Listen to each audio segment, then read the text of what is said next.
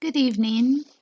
Tonight I'm going to be looking at this work called Ragged Verse by Anna Louise Strong.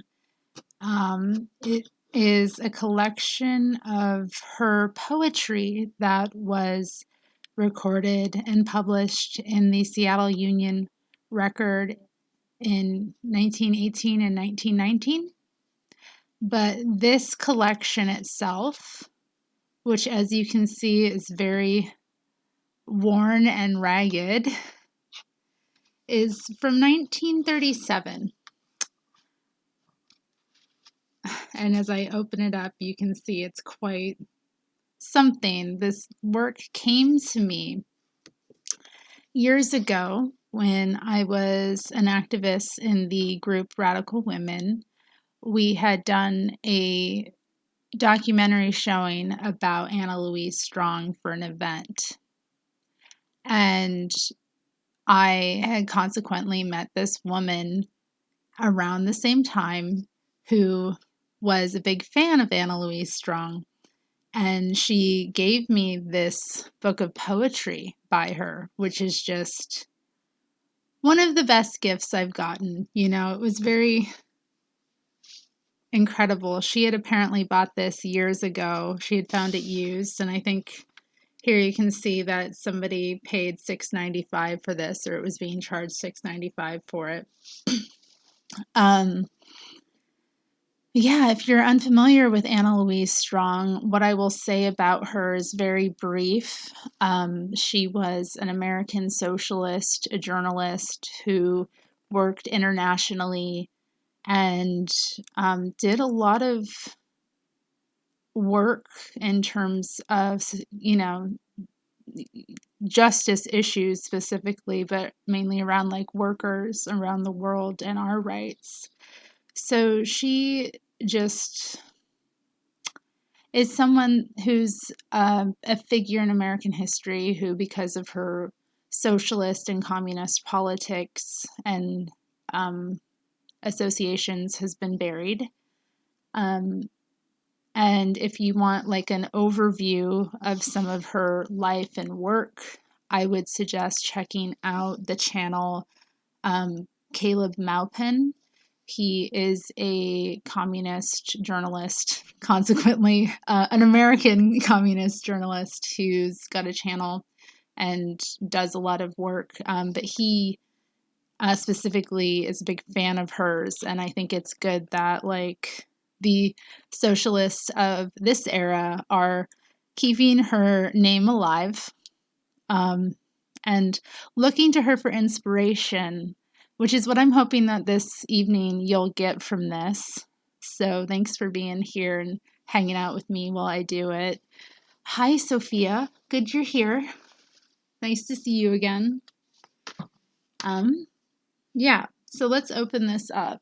Take a sip of my water too. Not many people here tonight, it seems, but that's okay, you know.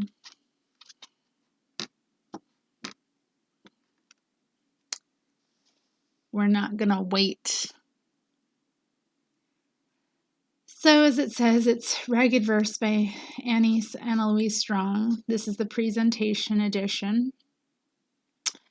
Published as a greeting to the author on her return to Seattle, March 1937, on a lecture tour on behalf of Spanish democracy.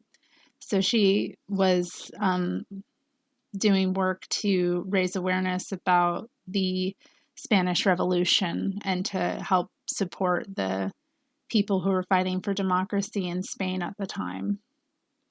Selections made by a group of friends from the Washington Commonwealth Federation, Church of the People, and Washington Alpine Club, from an album of more than 500 similar verses in possession of her father, Dr. Sidney Strong.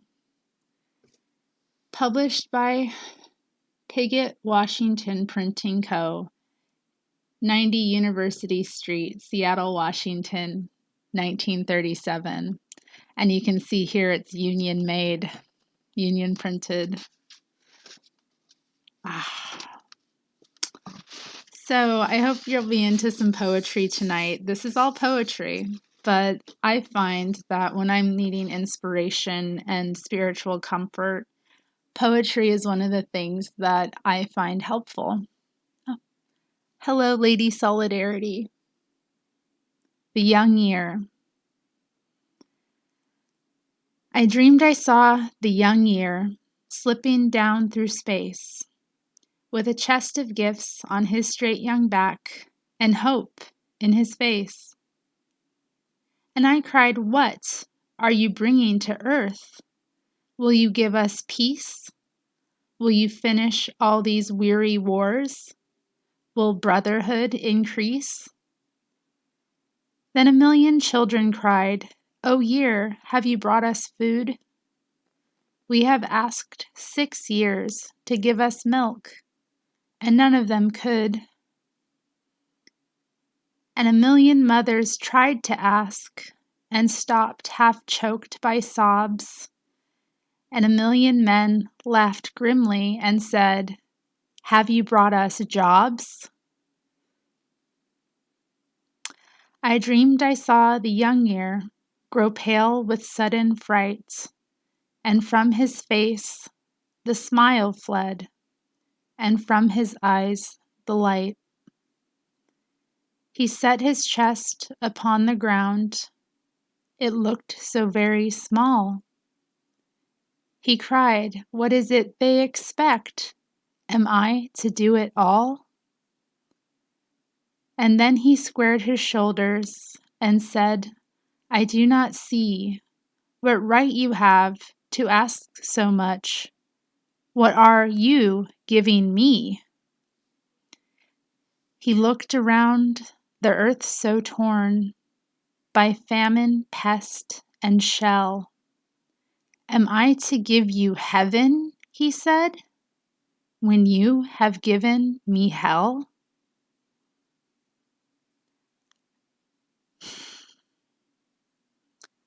I dreamed I saw the young year grow old before my eyes. He dropped his wings, he took his staff, grim will replaced his joyous laugh. Both hope and fear had gone from him and left him very wise. He bent above the dead year's grave and shouldered all the load.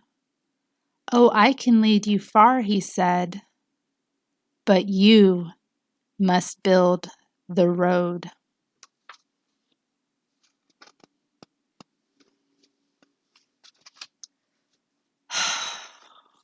God. Are we ready for this tonight? Isn't that, ooh, that first poem? Oh my God. Oh my God. The young year. I feel I can relate very strongly to that today in this year.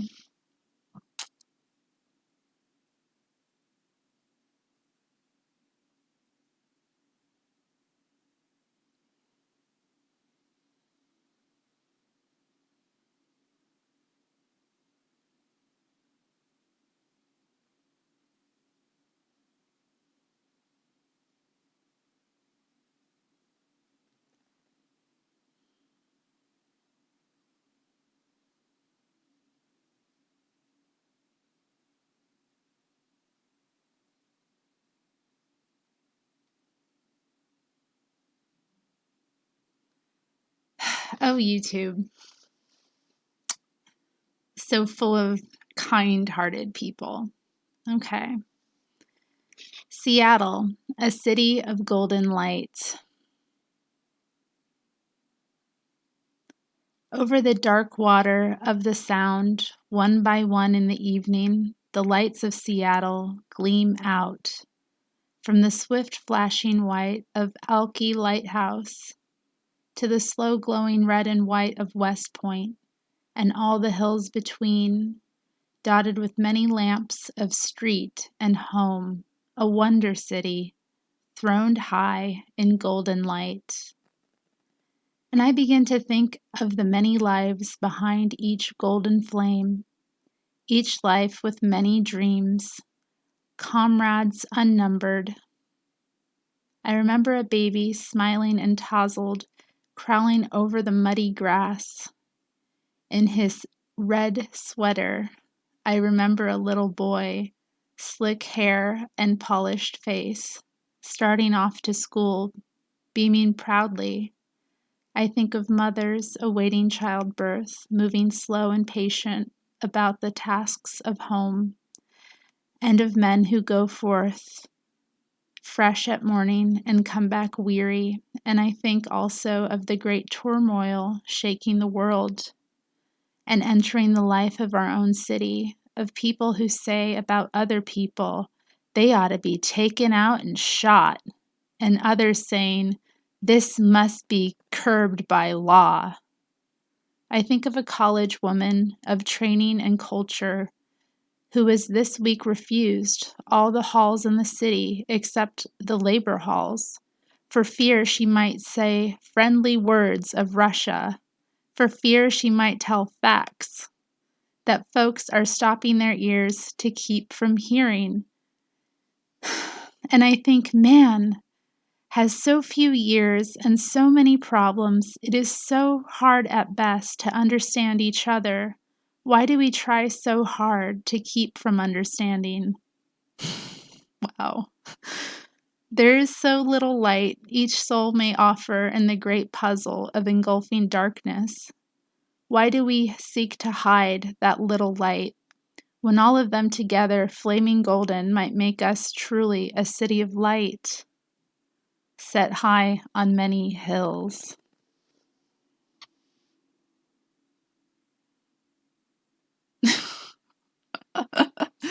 I'm having like troll issues. There's like nobody here and I'm still being trolled. And this is what you're doing with your Friday night. Like harassing me. You don't fucking hate me. You love me. You're obsessed. Ugh.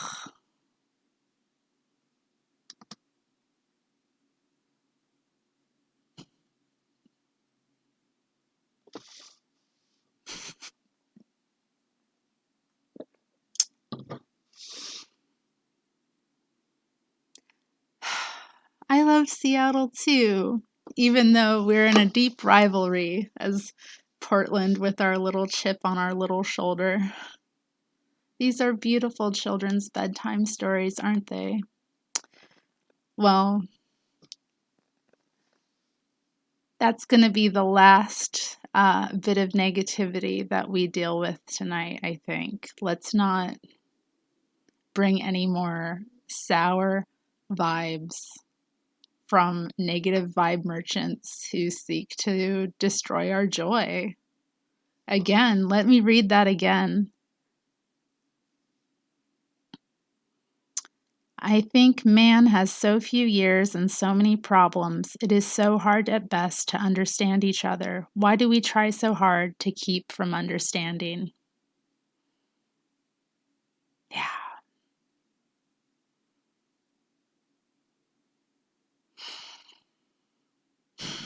Why do we try so hard to keep from understanding? And that's what I think with people sometimes. And the things that they get mad about.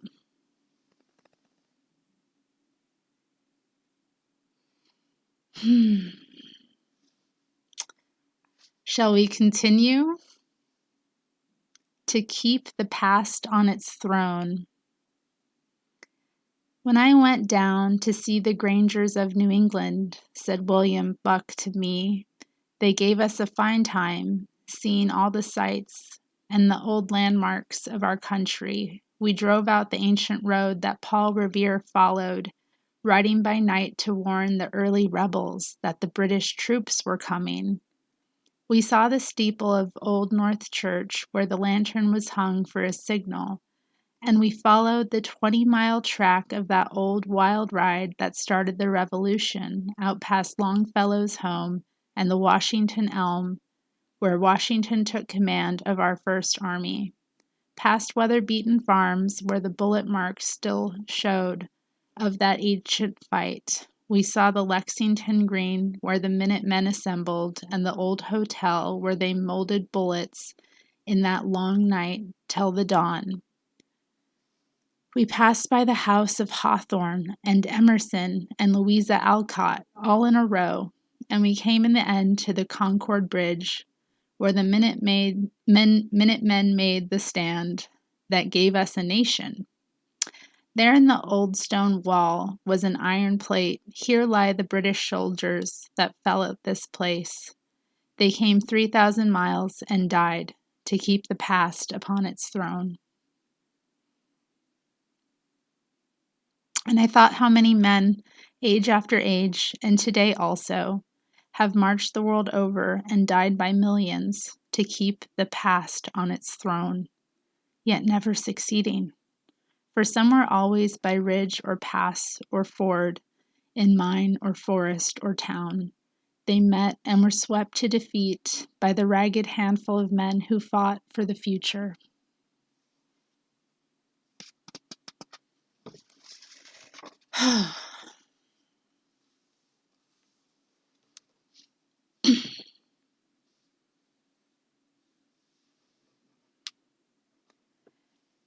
Patriotism. 1.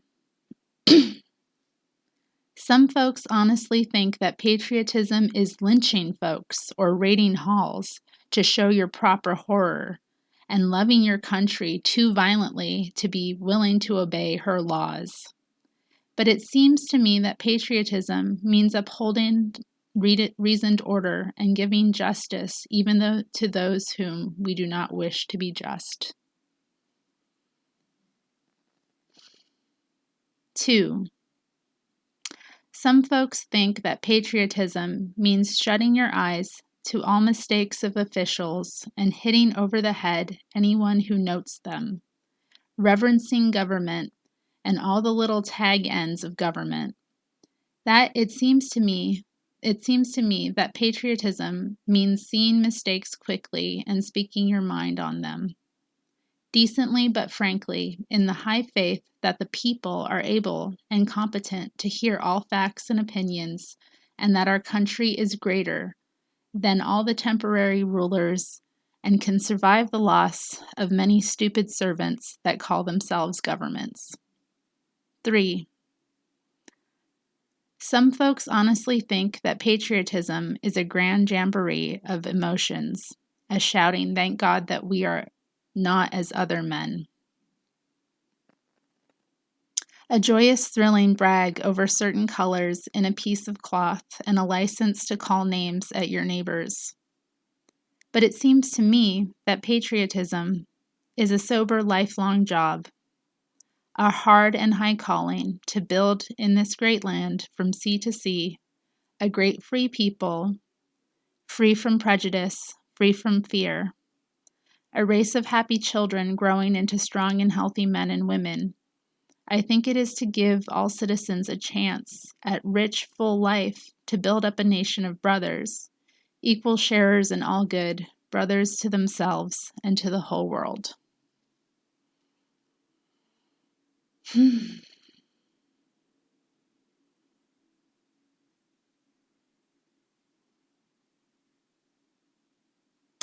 Against the law of God.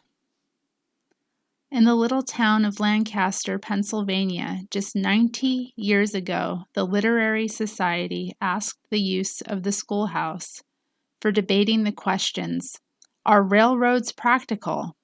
And here is the answer the school board made in their wisdom. If the society wants the use of the schoolhouse to debate some decent moral question, we should cheerfully give the use of it. But such a thing as a railroad is wicked as well as absurd. If God had wanted human beings to travel at the fearful rate of 17 miles an hour, 7 miles an hour, not 17, he would have clearly foretold it by his prophets.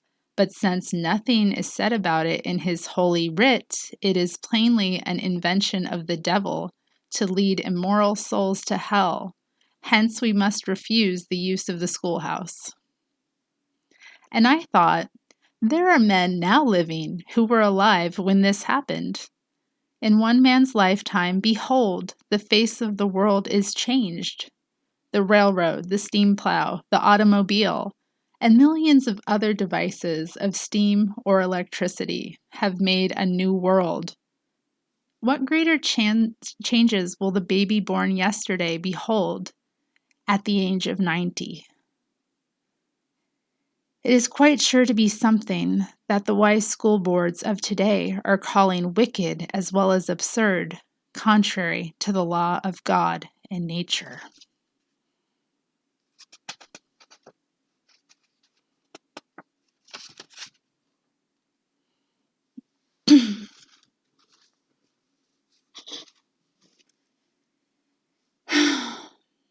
The blessings of being governed.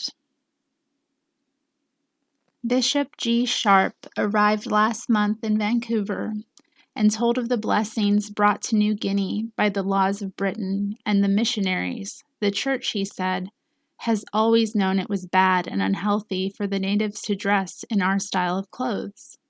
They are not used to it, and we always discourage it, and now the British government has a law against it. There are in New Guinea, he added, no labor troubles, but always plenty of workers are glad to sign up for many years' work at $30 per year. And the government now encourages industry by taxing each native a yearly poll tax of $5, so that he has to work 1/6 of a year to pay his tax. And recently they have added a fine of $2.50 for any native who wears European clothes. This does not add very much to the treasury, but it encourages simple habits among the natives. And I thought, behold the blessings of being governed by a strong government. Consider how dreadful would be the fate of a native if he were turned loose with $25 and allowed to spend them on European clothes at present prices. What sad heartburnings, what pains of despair would torment him each year over the spending of his yearly wages. But the kindly government and the thoughtful missionaries have settled it all for him. It is indeed proved that the British are the greatest governing race on earth. Now, if our government would only be equally strong-minded and allow each laboring man 4 loincloths a year and fine him for wearing anything extra, maybe we also could settle the high cost of living. Wow.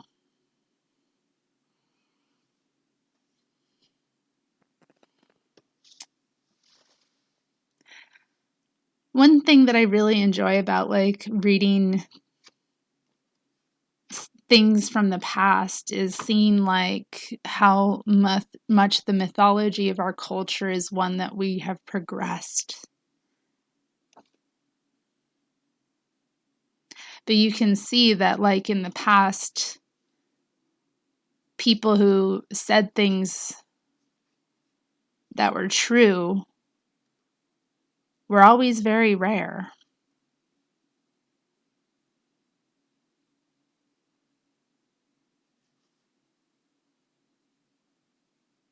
True and just, I should say.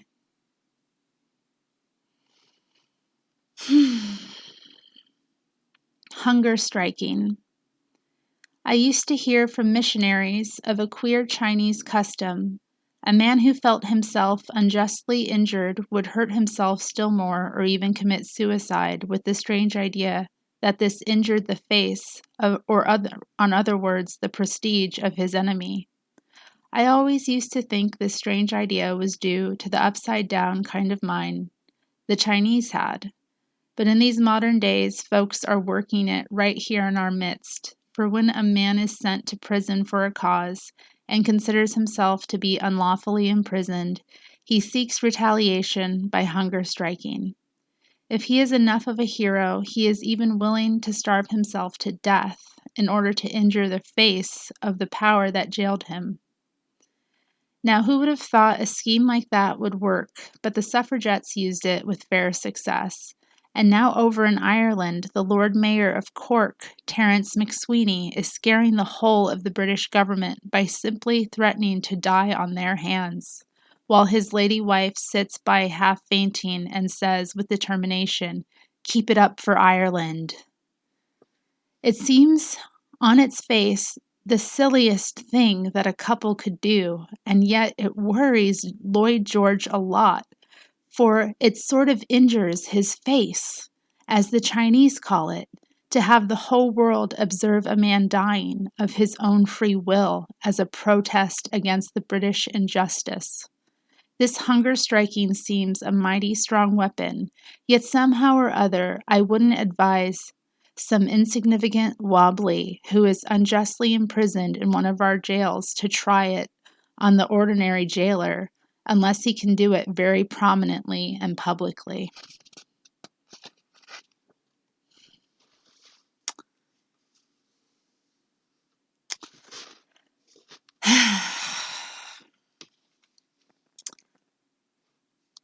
On bathtubs. He never saw an IWW use a bathtub, so runs a headline about a witness in the Chicago trial. We write to ask, did he ever see Judge Burke use a bathtub, or Frank Waterhouse, or Clarence Reams, or Mayor Hansen, or anybody but himself? And maybe his kids, if he has any? We always thought the Order of the Bath was a private function. Besides, he admits that out in the woods, the only place where he saw IWWs, there weren't any baths provided for any of the workers. The boss thought an occasional dip in the river while driving logs was bath enough for working men. But the workers, all of them, the IWWs and the Loyal Legion and the timber workers, all of them wanted baths. And now, after many years, they are getting baths because the workers fought for them. But still, if this witness goes back to the woods, perhaps even now, he won't see any workers using bathtubs, because what they asked for and got was shower baths.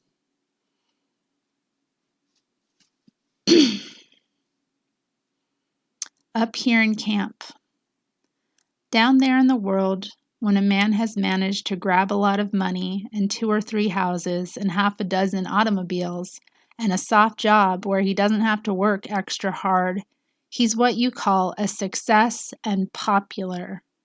Anyway, he seems to have lots of folks who speak well of him. But up here in camp, if we catch a fellow who has managed to grab 2 mattresses or a double share of blankets, or who is trying to hog a whole tent and get more than other folks get, he's a darned unpopular cuss. Unpopular cuss. And you don't hear anyone speak well of him. The popular guys are the fellows that work a little harder than the others and know how to build a campfire or screw caulks in the girls' shoes or something else that's useful.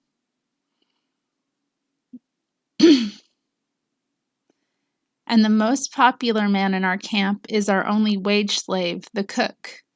When we all come back from a long hike and wait and feel empty till he lets out a yell and bangs on the old dishpan with a big tin spoon and as a call to eats, we'd rather have him feeling friendly to us than anyone else in camp. I guess this thing they call civilization is a kind of camouflage to keep us from seeing what sort of folks are useful and what sorts are useless.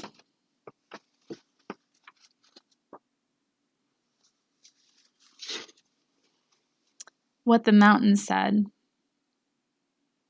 I have looked down for many years on many peoples and many races, and I have seen them flower, and I have seen them wither, for their fevers and their hates ran as flame runs through the grass of the great forests.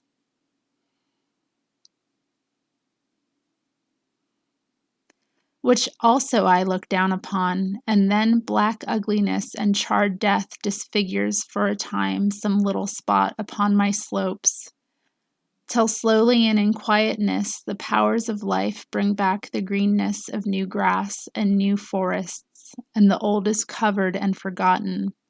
So have I also seen with races, and all of them wither.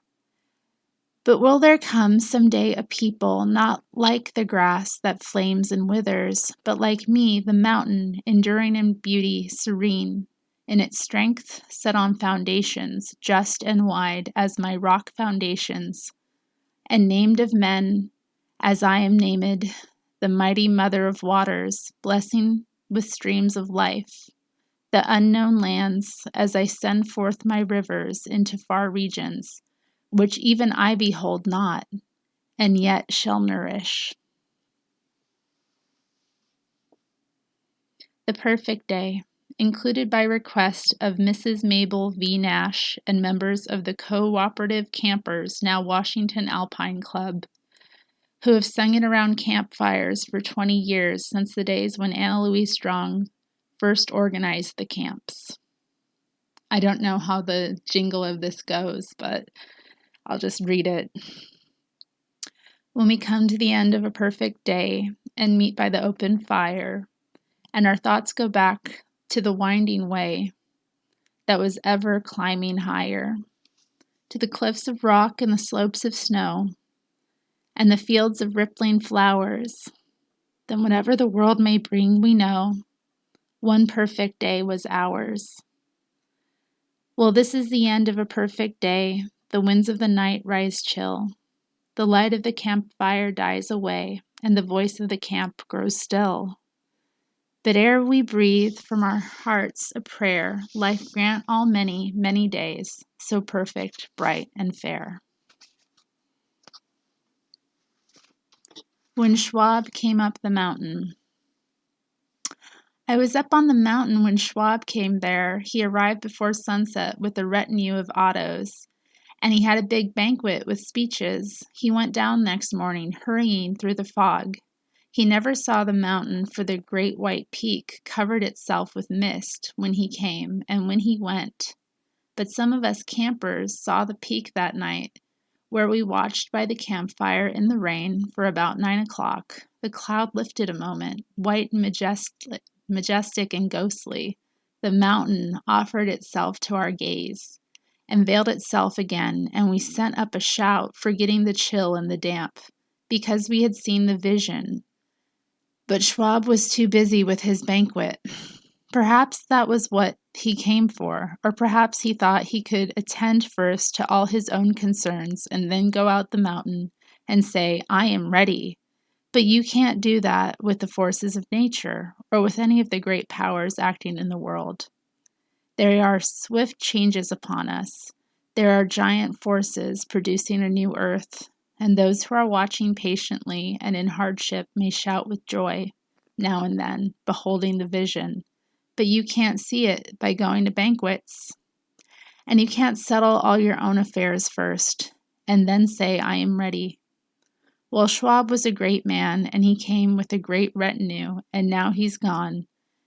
And the mountain didn't seem to worry one way or another. The Patient Packhorse. He was a bearer of other folks' burdens. He stood so quietly while the packer piled on bag after bag and box after box that we aristocrats refused to carry for ourselves. He did the work, and we had the fun. And yet he was stronger than we were. He might have raised his hoofs and kicked us in the face and galloped away to rustle for grass and water for himself.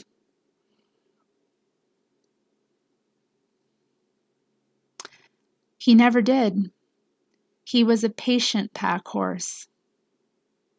He let us drag him away from the grass and load him heavily and lead him down the rocks till his ankles were cut and bleeding. And sometimes when we felt sorry for him, we patted his nose and said, Good old Jim, we'll give you some salt when you're done this very hard day's work. But when we got to camp, we usually forgot it, and other times when he refused to risk his life for our benefit, we hit him with rocks and with sticks until he obeyed us. He had a brother horse named Charlie who loved freedom and took to the hills and fought any man who approached. He was a regular horse agitator, for whenever he came near camp, the other horses grew restless and disobedient, and so we called Charlie a bad horse, an outlaw, but Jim was always a good horse. We liked him because he was so convenient for us, but oh, how we despised him.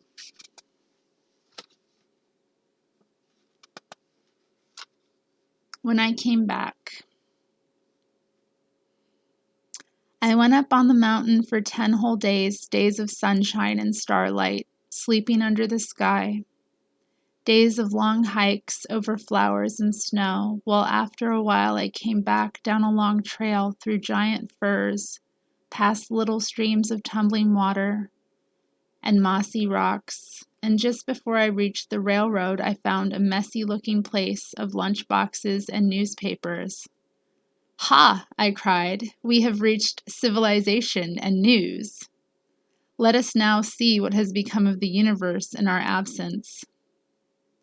So I learned that we are still beating the Huns, and that the streetcars are ordered to charge 6 cents, and that an automobile ran into a hydrant and knocked down a flimsy 3-story hotel, and that the school board is still complaining about not having enough money to pay women teachers the same salary as men, and that more than 100 IWWs are going to jail for years and years, and that Seattle's tax rate will be the higher next year, and that there are lots of candidates for office, and all of them are high-minded friends of labor, and that the cost of living is rising. And I thought, what is the use of ever coming back to the world since it gets on so beautifully without me? The builder and the financier. He loved inventing, even from boyhood. When he was quite young, he rigged up a device supplying a miller with light, and the friendly miller staked him, and soon he was lighting the little town where he lived. Then he borrowed money on one plant to build the next, until at last, when he had built 14 plants to light many counties, he called in his brother to handle the complicated financial transactions. And because the brother dealt with the bankers and was close to the source of power of our industrial systems, he presently became the big guy of the lighting company, where the builder, who didn't do anything except all the productive planning, became a salaried employee in the thing he had made. Wow. A reasonably happy life, being pleasant and kind in simple ways to his family and friends, with one absorbing passion, to improve transmission of power. He was the first who ventured into high voltage, 79, then 90, and at last 200,000. He was one of the millions too busy with work to think about economics, socialism, or capitalism, and you would have called him a stand-patter, and yet he was a builder and a kindly man, loving people and not an exploiter. It sometime occurred to him that he would have been happier as a paid employee in the thing that he had made if he had been working to serve the common good instead of to make profits for the boss, his brother. And yet men say that he, and men of his kind, would lack incentive under socialism.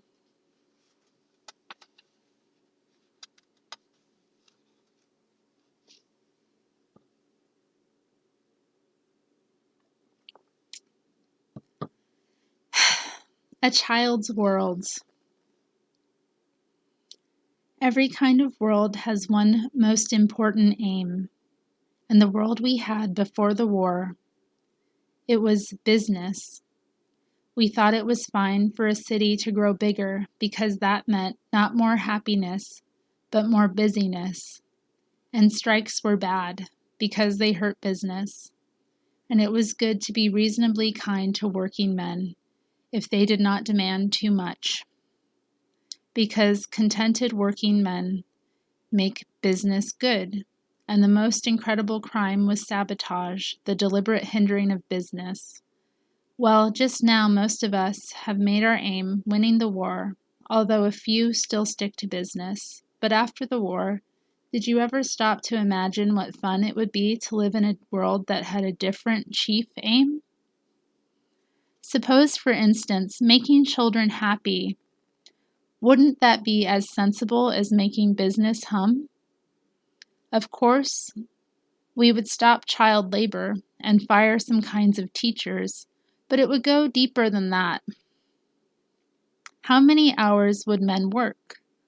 Long enough to produce food and old clothes for kids to play in, but not too long for children, like fathers as well as mothers, to play with. And they wouldn't want cross men tired out with work. And as for automobiles, of course we would have enough for boys to take rides in, but they wouldn't be allowed on any street where the children wanted to play. Just think about it a while, and perhaps you'll see why the prophet's dream of heaven was a city resounding with the laughter of happy children.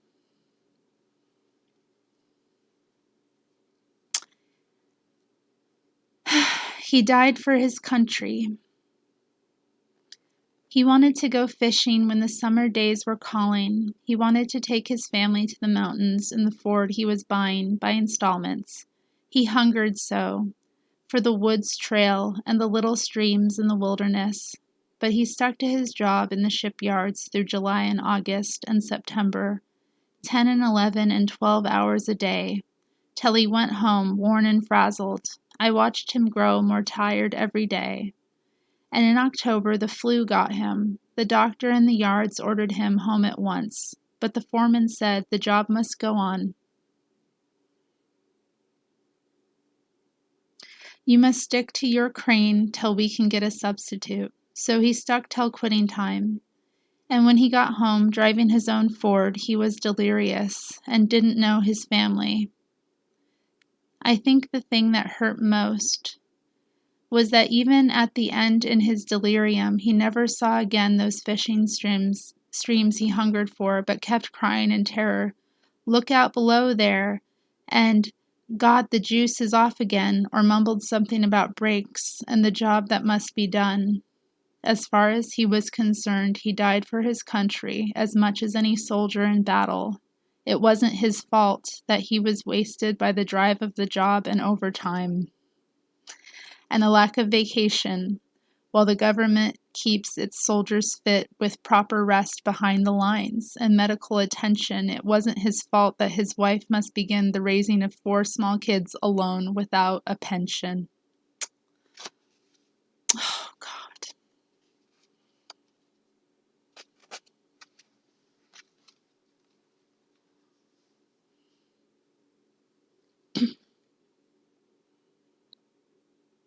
Even in college.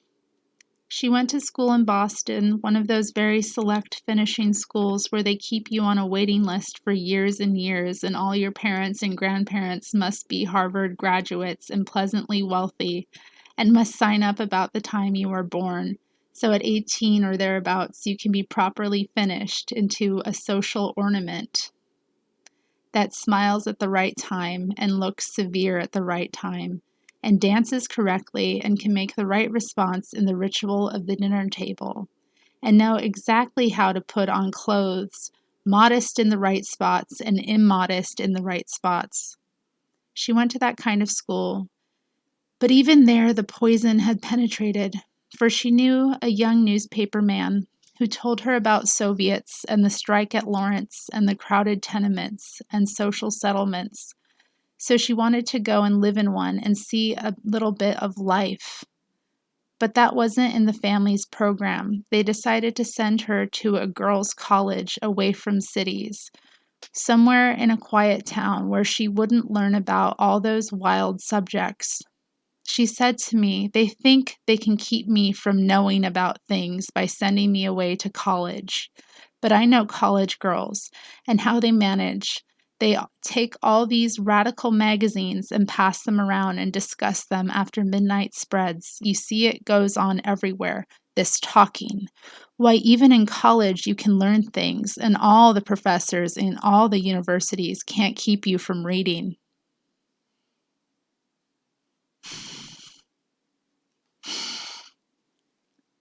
Dividing up.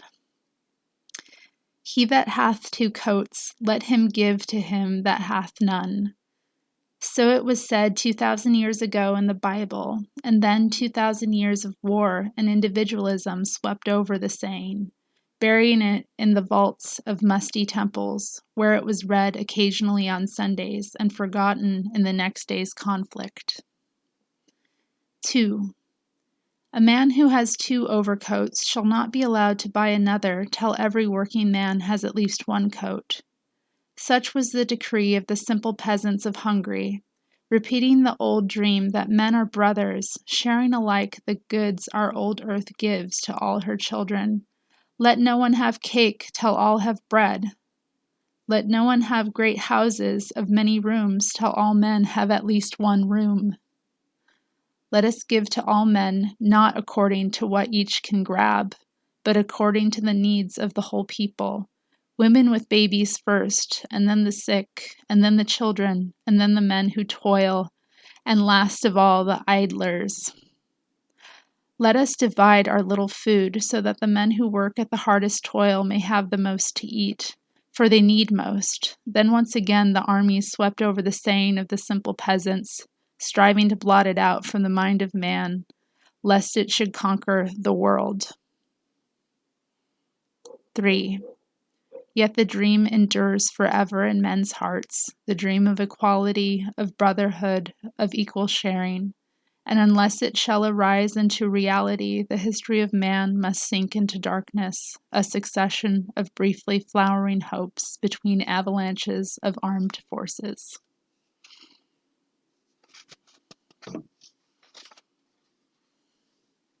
A Quart of Milk. This morning I went to the door to get some milk, and the driver said, 14 cents, please. But I wasn't surprised because I'm getting used to seeing all these prices sneak up on me, the way the prices rise in a taxi while you wait. So I just hurried and paid him for fear it would jump up to 15 cents. But after I paid and had my milk safe, I asked, how is it that New York City sells milk in municipal depots for 7 cents instead of 14? And when he answered, grinning, when I leave your house, I walk about 2 blocks to deliver the next quart and then down the hill with the third. There are a dozen wagons delivering milk round this block, and you have to pay for all of them. Suppose your neighbors bought their water from a dozen different firms, and a dozen water wagons drove past every day. Do you think water should be cheap? So I asked, are all these men getting rich by driving milk wagons? Not so you could notice, he answered. Then why do they do it? It seems rather silly to deliver milk that was that way besides being expensive. Then he said, that's just one of the silly, expensive ways of modern business. Nobody planned it that way, and nobody's business to stop it. And it will go on as long as we have private dealers competing for customers.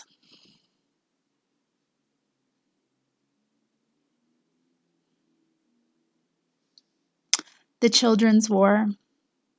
I know a little boy just 6 years old. This month he started to school, gaily waving his hand, but long before the school got him, he was being educated in the art of killing. He plays trench with the boys next door. They have a ditch 3 feet deep, and he displays proudly his camouflaging or ferns. And the boys go over the top and pound the ground and say they are killing Germans.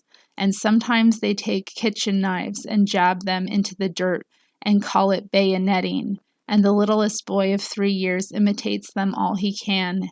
He doesn't even know what a German is, and he can't climb over the top. But he talks about killing and pounds the ground with the others. They do it all day long, 6 days a week. And I wonder whether 30 years from now, when the war is done and even the game of trench is long forgotten, when we are trying to build a world of peace and brotherhood, one of the latest costs of the war will be those half unconscious habits of mind, those instincts buried deep, that started long before in the children's play. And so I am glad that now, as he starts to school, his teacher will give him for war work the making of little toys for Belgian children, and of little clothes for the orphans of France. For the work of war is many-sided and vast, and neither child nor man can escape it at all, and neither child nor man can grasp it all. And when we are making a choice for the mind of a child, helping Belgians is just as patriotic and a little bit more wholesome than killing Germans.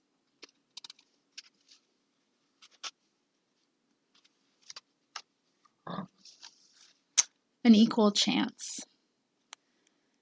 He was a fine young man, clean looking and healthy. And he was talking to a bunch of men on the train. Any young man can become rich if he wants to. We all have equal chance. I was born in Virginia. I went to university and later started in New York bank, and now I am worth $75,000. Nobody gave me a cent. Anybody can be rich if he wants to.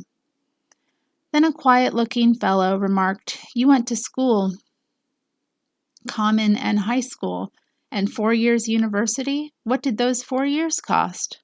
"Well, I was frugal. It cost my dad about $700 a year, and then in New York, when you got your start, your father paid your expenses?" "Why, certainly he did. Any young man would be glad to work 3 years in a New York bank for the experience." "And then," said the quiet man, "you went to Oklahoma, and your father said to the big fellows, 'Treat the boy right.'" "Well, yes, I guess he did, but nobody gave me a cent."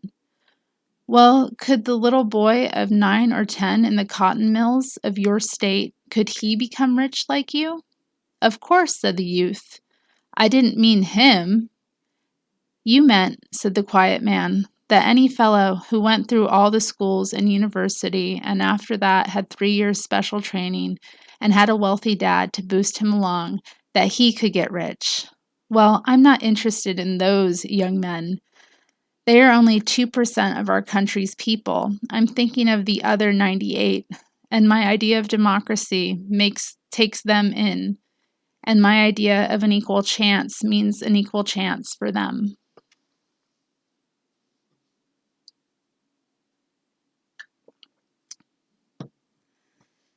The Cannibal King. Ages and ages ago there lived a cannibal king, whose custom it was, wherever he went to war and captured his foes, to hold a great feast and eat them. It was a great satisfaction to him to know that they were at least thoroughly done for. It seemed to satisfy at once his vengeance and his appetite. Well, after many years, a wise man arose who pointed out to the cannibal king that he would profit more from his captured foes if he enslaved them, to toil in the fields and fish in the streams and produce his food.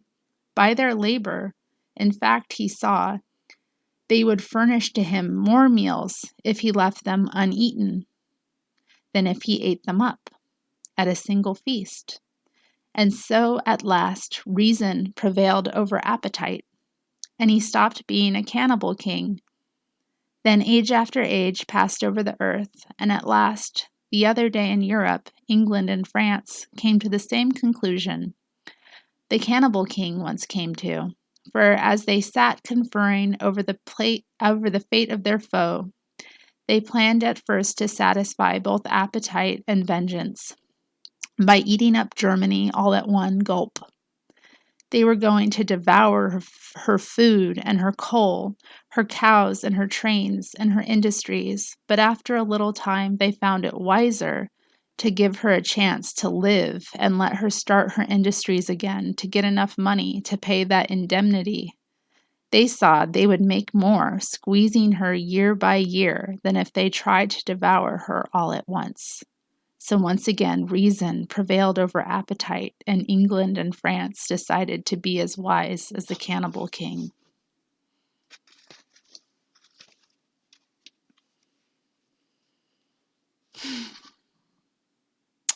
Three monkeys. 3 monkeys, it is said, once on a time sat in a tree, discussing weighty things. "What do you think," said one, "about this rumor that men are our descendants? Do you believe that they could ever come from us?" "No," said the first. "I hardly think it likely. Who ever heard of monkeys that would take poisonous weeds and mince them up in a wooden bowl with a long pipe, and setting fire to it, create a nauseous smoke and call it pleasure?" "And surely," said the second, "no monkey ever concocted poisonous drinks that made him tumble from side to side, for every monkey knows he needs his wits. These men who place no value upon brains, but muddle them for fun, are not from us." "Nay," said the third, "a creature is not judged by what he calls his pleasures. These are the idle fruit of idle moments, and change with custom. But see the way that creature makes his living. What monkeys ever would let one monkey make a fence around the coconut tree and keep the rest away? Creatures that starve in willingness while others waste, we would disown them. They are not from us." How it is done in China. They wanted the piece of land, and so they just took it. It was during the World War when the Allies were shouting for the rights of weak peoples, but of course that doesn't apply to China, where all white nations have the right and duty to grab all the territory they can and to develop it and civilize it and make it safe for Western capitalism. The French had asked again and again for that chunk of land in the heart of Tianjin,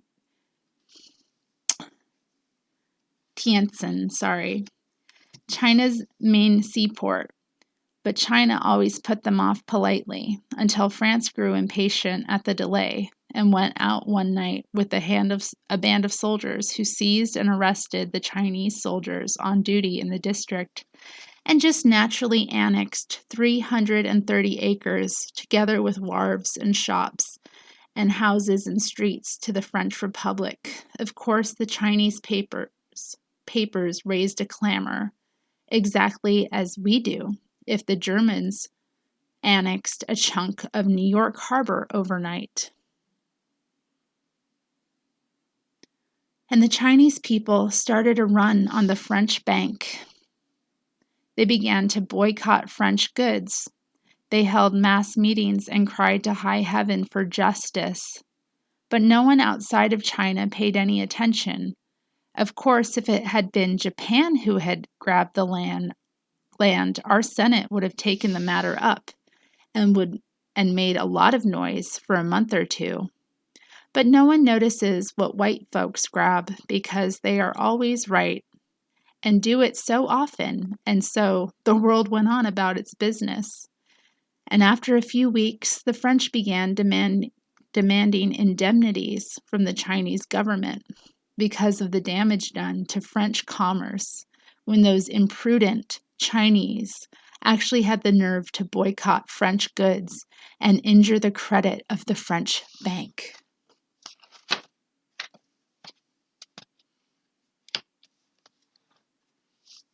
Our Prize Autocrat. Did you ever think, who is our Prize Autocrat? Is it Reams who says, "I can stop all your letters"? Is it McAdoo who runs the railroads, or Baker who bosses the army as much as the military men will let him? Or is it Hoover who tells us what we can eat? No. None of these are autocrats because Woodrow can fire them anytime he chooses. Then is it Woodrow himself who tells Congress what laws to make? Oh no, because sometime or other the people can fire Woodrow if they choose. The real soft job belongs to the fifth man in the Supreme Court. Nobody can fire him. He can grow old peacefully and prosperously. And whenever Congress passes a law to protect little children from labor, he can arouse from his slumber and say, "That is not constitutional. Nobody can do anything in all this land." If he says those magic words, the president and Congress and the people and 4 of the 9 members of the Supreme Court, they just don't count at all. If the 5th man says, "That is not constitutional," he has a permanent job as autocratic as the Kaiser and a lot more comfortable. The men in power. All the Eastern papers discussed at length the ominous way in which Seattle labor received the president. They told how Bolshevism and anarchy and chaos were just around the corner in Seattle because the people had no respect for men in power. And then I turned over the page and read about a meeting in New York where some soldiers and sailors attacked the socialists and were driven away, but they returned with reinforcements crying, "Wreck the place, kill the Bolsheviki." And when at last the police arrived to restore order, it took them half an hour to get the soldiers quiet. Next morning, 4 of the soldiers and 2 of the sailors were brought up in court before the judge and charged with causing a disturbance and resisting the police, who were all there to give evidence. But the magistrate smilingly discharged the prisoners, considering them hardly to be blamed for a little excessive patriotism. A number of people who sat in the court arose and objected to letting the men go, but they were quietly put out of the room, and I thought, all over the land for the last 3 years, we have had judges about like that, carelessly and insultingly disregarding the law they are sworn to uphold, disregarding the rights of common folks. And I guess it's about time for sensible people to quit respecting the men in power until the men in power respect the people.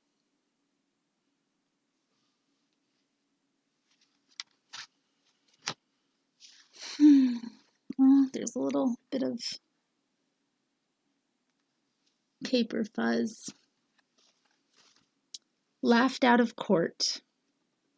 You remember the case of the Christian pacifists arrested for holding a prayer meeting down in Los Angeles to discuss the militaristic spirit in the churches and whether it agreed with what Jesus taught.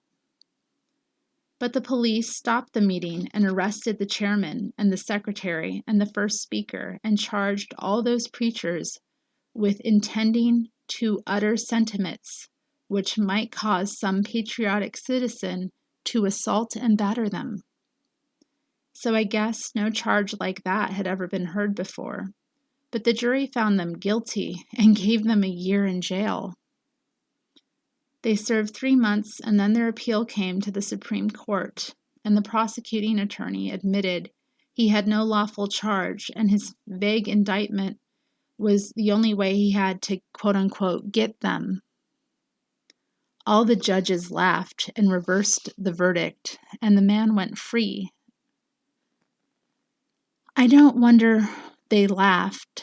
You see, it was really quite a joke on those 3 ministers to lose their churches and go to jail for 3 months and be made sick by the filth of the unsanitary hole and spend much more than they could afford on lawyers, and then find out there was nothing to it after all,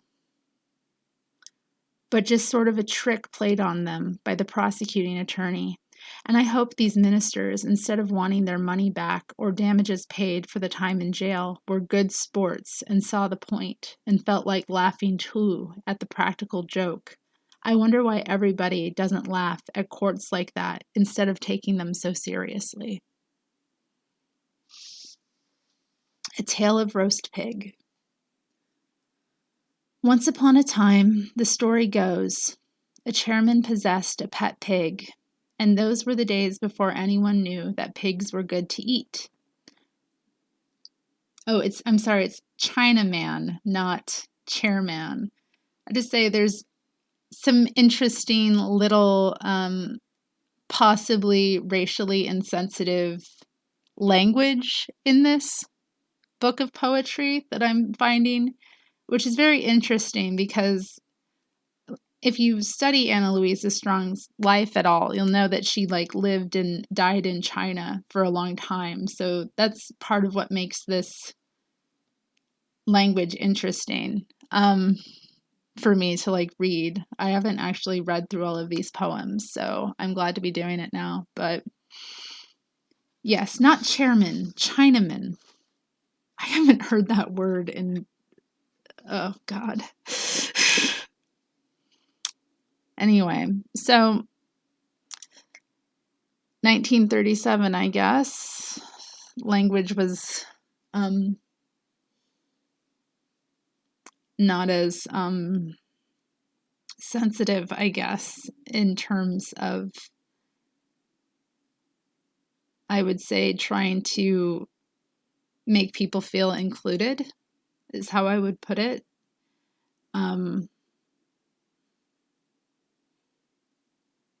Yeah, I'm thinking about reading this poem in light of that. So let me see. I'm going to read it.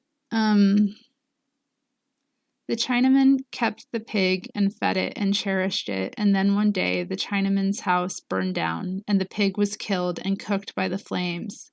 The Chinaman tried to rescue the pig, but he only succeeded in burning his fingers. Wow, wow, he cried, cooling them in his mouth, thus tasting for the first time the delicate flavor of good roast pig.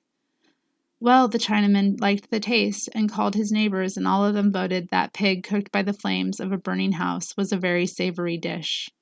And thus it became a custom to burn a house down every little while in order to have a feast of roast pig. You say you do. No people on earth would be so stupid as that, for even the veriest fool could quickly invent some less destructive way of roasting a pig. Oh, well, I'm not so sure. Have you not seen how every once in a while the nations of men set fire to all our civilization, and out of the flame of war and famine and pest they gain a little brief flavor of prosperity? For such of the workers as are not being shot, and all of these nations haven't the sense to invent and put into practice a less destructive way of getting the flavor of roast pig and the delicious taste of prosperity, except by occasionally burning up thousands and thousands of houses or a whole civilization.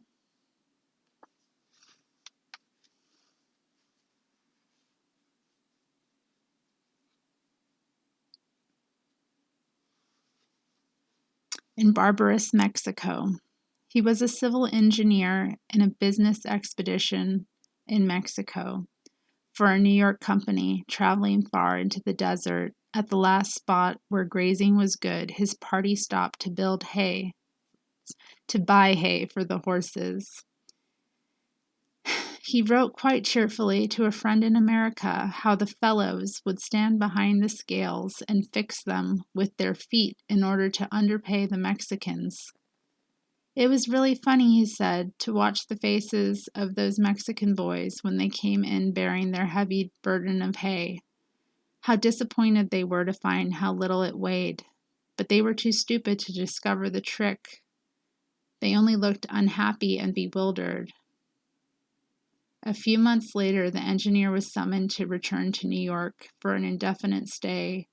He had no time to arrange his affairs, and so he left all his belongings, except his personal baggage, in the little adobe hut where he had lived, a hut without lock and without guard. He was kept in New York for more than a year, and when he returned to Mexico and went to his hut expecting to see it all dismantled and rifled, he found no signs that anything had ever been touched. All was exactly as he had left it.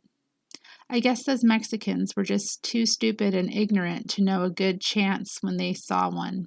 It certainly shows that in all the manners and morals of modern civilization, those barbarous Mexicans are hopelessly behind the times and really need the civilizing touch that we can bring them, if they were ever to prosper financially.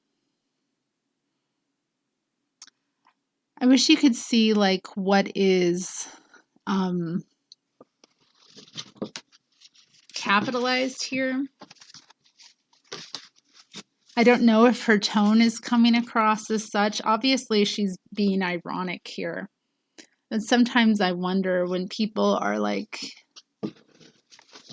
satire and irony are very, very hard sometimes to get across. But isn't that fascinating? This asshole, like, even though these, like, people were being ripped off by these fellows, as this guy wrote about it, like, they would never think to, like, rip off this guy. Like, they just left all of his belongings because, you know, it's like,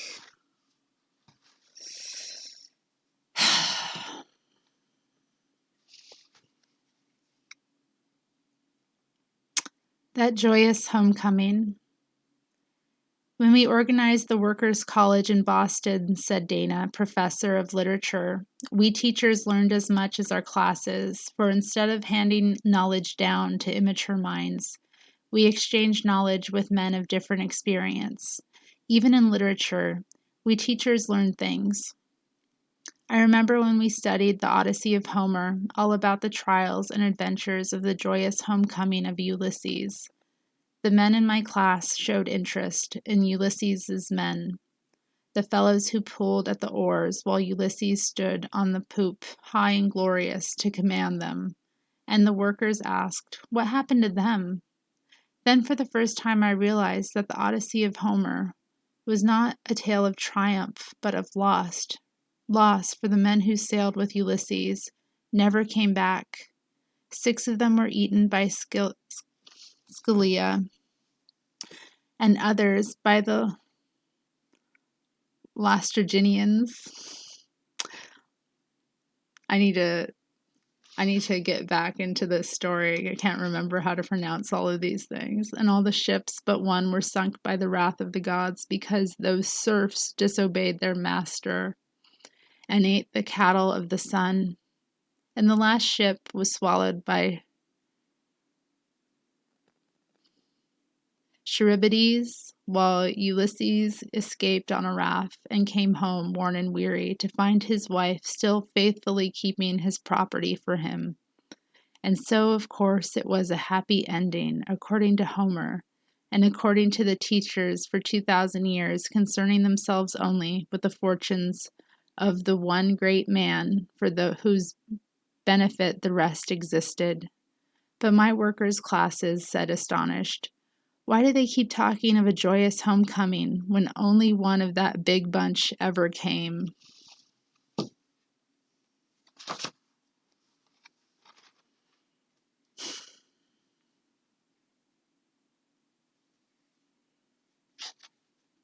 Call me John. I read last night in a Tennessee labor paper, such charming political advertisement at the head of the column was the photograph of a handsome man, the kind it is a privilege to vote for, beaming at all the world as politicians usually do before election, and the words beneath it told how John Halberg was running for legislator and wanted the labor vote. Reward our friends, the caption ran, and underneath the picture was a friendly letter signed John Halberg, Call me John. And I thought, how kind for such a handsome fellow to let us call him John. He keeps an open heart towards all the world, welcoming everybody, white or black, male or female, to the intimacy of friendship, provided only they are voters. Behold the true democracy of politics. We are all equal in the eyes of John, for we all of us, one man, one vote. And I thought, there are many politicians just like John, only they are not all so frank and childlike in telling so plainly just what they offer. They will pretend deep interest in this or that measure for labor's benefit. They will flatter us by acting as if we had brains and cared about principles. just all the time they offer, just what John does, and that is just a chance to call them John, if we will be friendly enough to vote for them.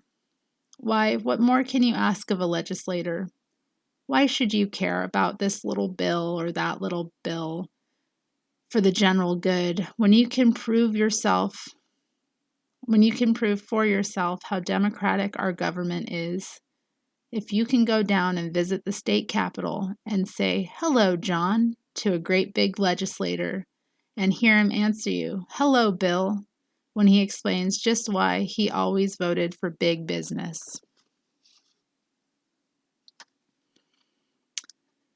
Worldwide. Several months ago, we had a little labor disturbance in the textile mills of Madras and Bombay, said B.P. Wadia, organizer of unions in India. We wanted the usual thing, a raise in wages for the price of the rice, for our 1 meal a day was going up.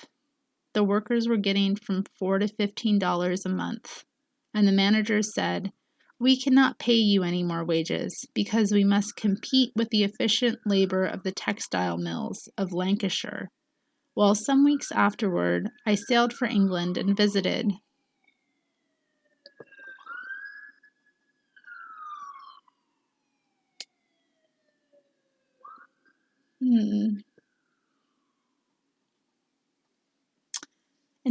the British Labour Party and the Trade Union Congress, and as I happened to go down to Lancashire and found there was a strike on for the usual thing, more wages, and the capitalists were saying, "We cannot pay you any more wages because we must compete with the very low wages in the textile mills of Madras and Bombay." And so I say, capital is a worldwide, and competition and exploiting of workers is worldwide. And therefore, the organization of workers must be worldwide to remake the customs and laws of the world. An American baron. He owns a great estate in the south of Massachusetts. His father owned it before him, mile on mile of beach and forest, with 1 or 2 small villages that fringe its edge.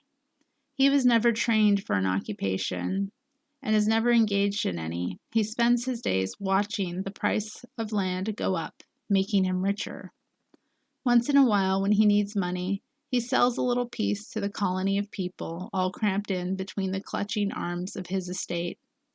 People who crave outlet to the free sea. As soon as he sells it, it is cut up into town lots, and its price rises, and he is divided between regret, because it is worth more than when he sold it, and he half wishes he had kept it longer, and satisfaction because the new improvements made by new people have boosted this value of the rest of his land.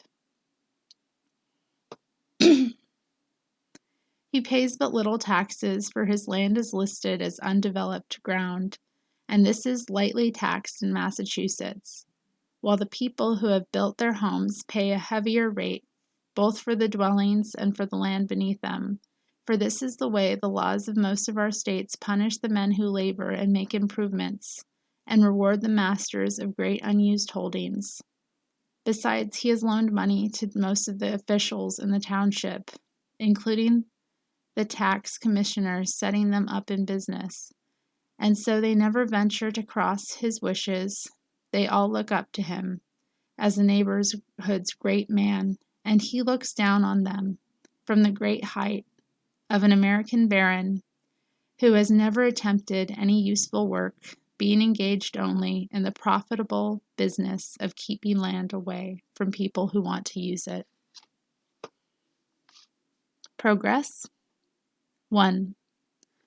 There were 10 killed in a blizzard, but 2 got out and back. It was a great feat, spanning the continent in an aeroplane from New York to San Diego and back to New York. It was a big step forward in the conquest of the air by man, one as all steps are won, at tragic cost. But I wonder whether, when aeroplanes have become as common as trains are now, the folks that ride in the aeroplanes will be any happier than the folks that are riding in the trains. I wonder whether the aeroplanes will be used to carry messages of brotherhood or to drop bombs in the streets of Berlin, on Spartacans, in the plains of India, on Hindus, and maybe someday in Gary, on strikers. 2. The surgeons cut out the glands from the man just hanged and transferred them to an old man, a prisoner who was failing in health. And straightway his youth and energy and manly vigor was strengthened in him. Perhaps many years are added to his life. I wonder what he will do with those precious years, if he will have to spend them in prison. And I wonder when this new achievement grows common, and extra years of life can be handed around by simple operations, who will get a chance at those extra years? Will they pick out wise men, great servants of mankind, and arrange to let them live a little longer? Or will any fool who has the money be able to buy up the extra years?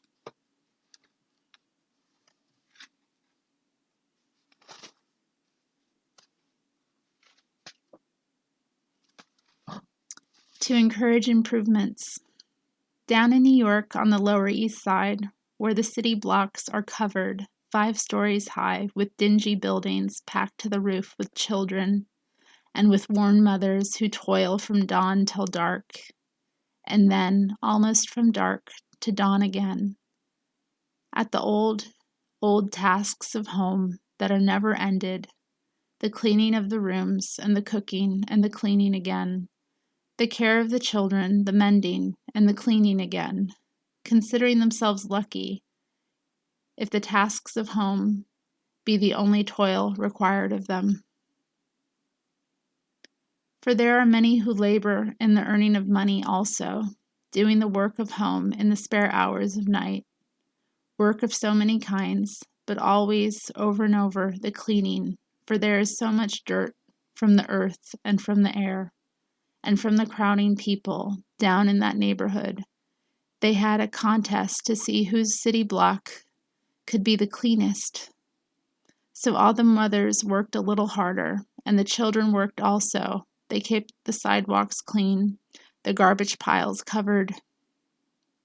They kept their fire escapes free from the weight of family bedding, and some of them grew eager and planted window boxes, and in the end one joyous block received the prize and was entitled to hang up a silk flag as the cleanest block in all the neighborhood. They were so excited, so proud of themselves for about 3 days, and then the owner of those houses observed how beautiful and clean they were and immediately raised the rent. And still, some folks wonder why working people are beginning to talk about owning things instead of about improving them. How efficiently they teach. 1. When I was a child, she said, and went to school in New England, there was one special punishment they always gave us. We had in our class a little Negro boy, and when any of us was so bad that an ordinary scolding would not do, and we needed to be shamed before the whole class, the teacher would say, "Now, Mary, take your books and go and sit beside the colored boy."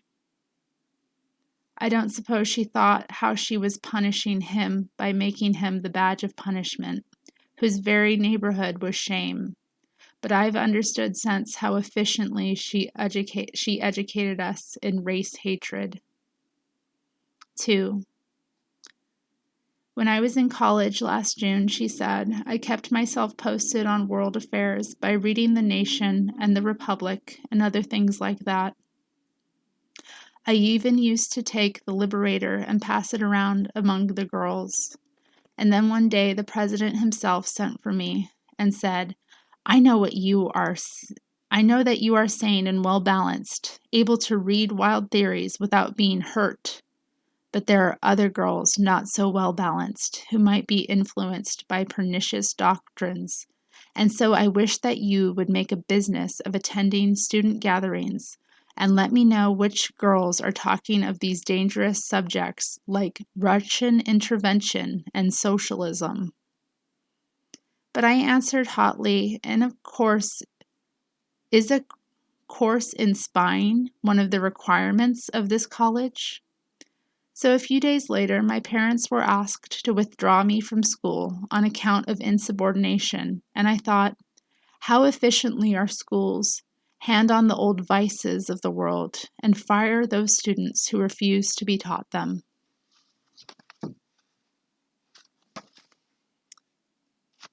We'll say so. Hurrah, folks. The Associated Industries has been converted to our way of thinking. Did you see their advertisement in the Sunday blank? Oh, I forgot. You never buy those capitalistic papers. Well, neither do I. But I sneaked a look at one over in Rube's. It had a big picture of a glorious workman dominating the world, and in the east was rising the new dawn, and it said, "Forward, labor! Turn your faces to the sun and strike out for somewhere." And I shouted gladly, "We'll say so. We've always said, go forward."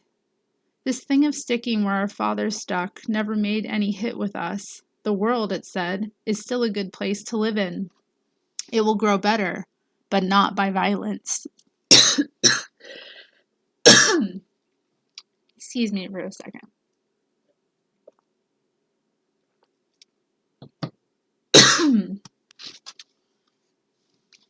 Hard to keep my throat from getting dry.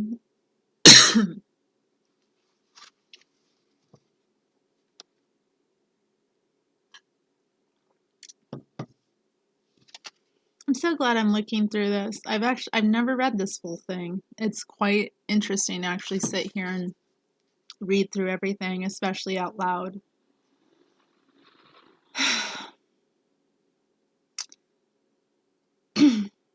It'll grow better, but not by violence. And I said 3 cheers. They have decided to cut out all these raids and this terrorizing of those poor wobblies. All these violent ads and editorials. They are going to lie at last on reason, as we have always done. The Creator, it is said, never intended that man should exist without work. Do you get that, folks? They are joining us to abolish the leisure class.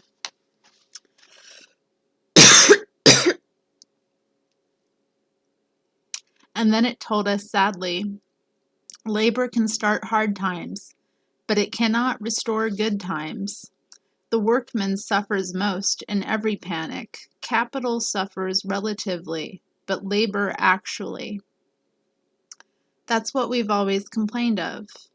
When overproduction brings bad times and unemployment, the worker suffers most and can't restore good times or get himself a job without the kind permission of the men who own his tools. Then the ending of the ad, America, it says, is for Americans. Shake, brother, on those words. At last we all agree that our country, with its wealth, its railroads and mines, its land from sea to sea, belongs by right to all the people in it.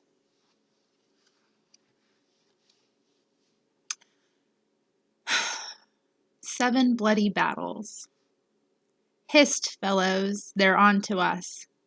I see by Eastern papers our Olay is out, on the road again, still getting introduced as mayor of Seattle, and telling how the strike, which started in the shipyards, resulted in 7 bloody battles.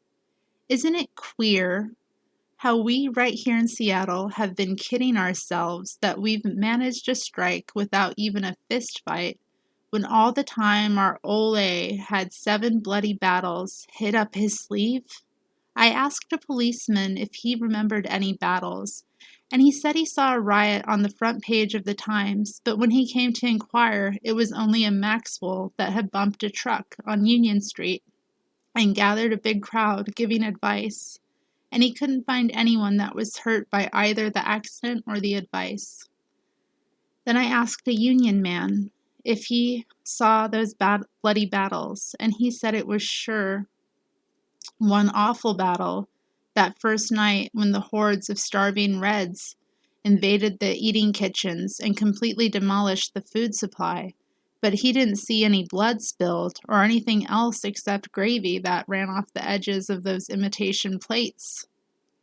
Then I asked a Wobbly about battles, and he said, sure, Mike, when Ole put us down in the city jail, we had a bloody battle most every night with certain little creatures that inhabit the place and claimed a vested interest as permanent tenants. But the battles we had are hardly Ole's 7, for I myself took part in at least a dozen. So I wondered and wondered about those 7 battles till suddenly I thought of what I used to learn in Sunday school. I recollected how strange signs and revelations always seemed to come in bunches of 7, and I knew at once what was the matter with Ole.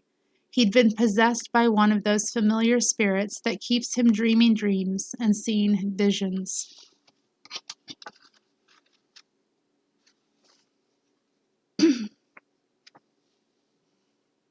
I mean, so much of this is just a really nice look at history. Like, a lot of this is stuff that was happening 100 years ago. And so to me, it's like really fascinating here to sit through this and like think about like the Seattle general strike from her perspective, or like different things that were happening at the time.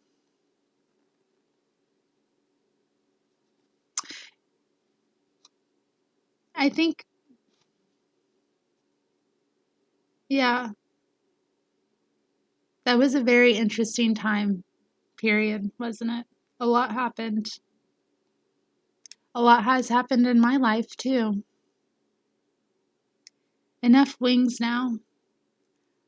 I read the account of the Socialist Convention in Chicago, and it was all about left-wingers and right-wingers and how the 2 wings couldn't possibly be made to flap at the same time, as 2 wings have to do in order to carry the good old bird up in the air in anything like a straight course. But this left wing was cut right off the bird and was flapping around alone, trying to make connections with the Communist Party, which also had a left wing and a right wing, separate from each other.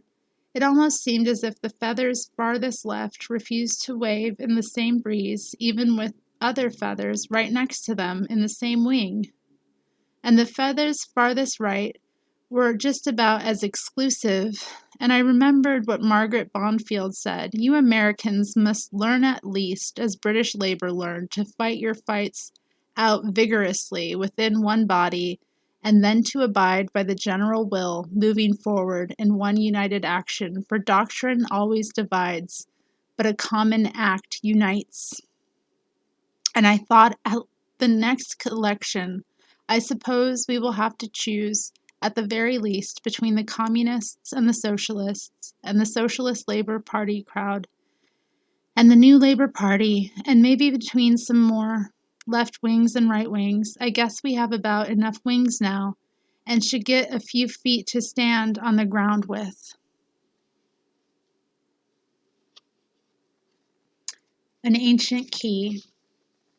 He told me when I went to visit Washington's home at Mount Vernon, I saw many interesting things. There was the original key to the French Bastille, and a letter below it was a letter, and hanging below it was a letter from Lafayette to Washington saying the spirit of America undoubtedly opened the gates of the Bastille. He paused, and I thought of the many prisoned souls in all countries for many generations, to whom the spirit of America opened the gates to freedom. I thought of Italian rebels and German rebels and Irish rebels and fugitives from Russia, the persecuted and rebellious of all lands, who fled to our shores, and we welcomed them because they were rebels. We opened their prison gates. We sent them forth into our virgin lands, and they made out of our nation's uncleared wastes a nation. And I thought of Debs and of 1,000 IWWs still in jail because of rebellious words, and we of all countries the last to free them. And while I mused on our own proud heritage, the opener of the gates, and wondered, are we opening them today, or are we locking them? He spoke again of Lafayette's key, and sighed. It showed no signs of recent wear. It was old and strange and out of date. It was a very ancient key. The acid test. There was an explosion in the plant, only a slight one, but the rush of air put out the flame of the crude oil burners, and they began to pour out a heavy gas, flooding the building and reaching rapidly toward the little corner where a fire was burning, a crude oil fire. He could not quickly put out. He knew what it meant, a bigger explosion, an uncontrollable flame destroying the plant, endangering many lives, and so he went quickly and turned off the burners one by one. He knew what he faced, for as he was starting, he put both hands quickly over his eyes, not having the time for other protection, and so, when the explosion caught him, and the backs of his hands, and his neck and ears, and his exposed skin went in a sheet of flame, his eyes were saved. Moreover, the last burner was out, and the plant was safe from the spreading fire. And after a year, his new skin stopped cracking and bleeding, and now, as an old man, after 30 years, if you met him casually, you would hardly notice any disfigurement. He met nobly the acid test. He gave himself to save life and property. He managed to get through the year with the help of his wife and then start work again and earn enough to raise a family. But did I hear you ask how the industry he worked for met the acid test? Whether it gave him any considerable part of what he had saved? Just the property, not counting the lives. Oh, pshaw. It says pshaw in here. That's great. You shouldn't ask embarrassing questions that only have one answer.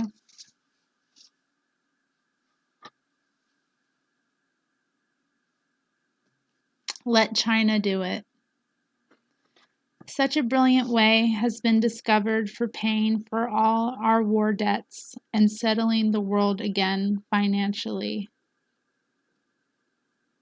on its feet. Let China do it, says Paul B. Whitham, who has spent 3 years in the Orient and knows the vast resources of the flowery kingdom. Let us invest, he says, our extra money, which means the cash that profiteers have taken by not paying American workers all they produce. Let us invest it in building Chinese railroads to take out the vast wealth of central China, whereby the war debts of the whole world may be cleared away with these new resources. This listens to us like a fine scheme. We are quite sure that all our profiteers will favor it, and no doubt, divine providence has been keeping China's riches waiting these 1,000 years for this crisis in Earth's history to pay for the war spree of the Christian nations. It is as if a dozen or so young blades who had been out all night on a grand bust and were dead broke should seize a couple of rich and sober friends and relieve them of their funds in order to pay expenses and go on another grand bust. We only hope that China will properly appreciate the contribution she is allowed to make to civilization and will show her gratitude by bowing 50 times to her benefactors. Perhaps beautiful thought. If the world can find enough Chinas, this business of war can go on merrily and profitably forever.